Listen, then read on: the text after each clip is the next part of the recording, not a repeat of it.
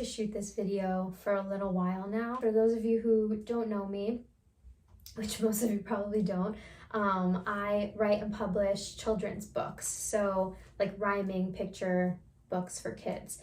And I just published my second book. I started doing this back in 2022, so it's only been a couple of years now. I self-publish, so that in itself like could be a full video because I learned so much about the self-publishing process, and I spent hours watching YouTube videos and trying to figure things out. So my second one was definitely much easier to publish than my first one was because I was still like learning a lot about it. Today I really wanted to talk about my second book and kind of like the inspiration behind it. All my main characters, they always have a special meaning for me. So my first one was about a sea urchin and his name was Richie, and that is like a very special story as well. I actually did a podcast and I kind of talked about the inspiration behind that book, so I'll link it below. This is Elon. He's a buffalo who lives in Jackson Hole.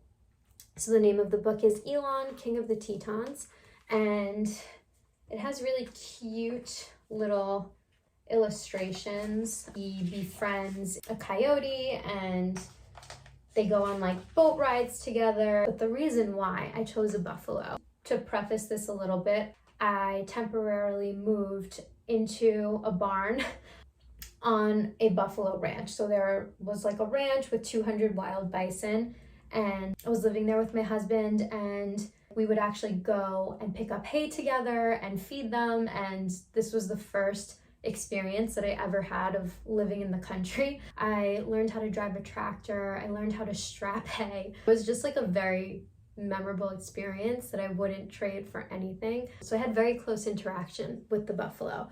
Apart from that, we also did like a big ski trip where we started in Colorado and then drove to Utah and then drove to Jackson Hole, and I loved Jackson Hole. So I knew that I wanted my book to take place there.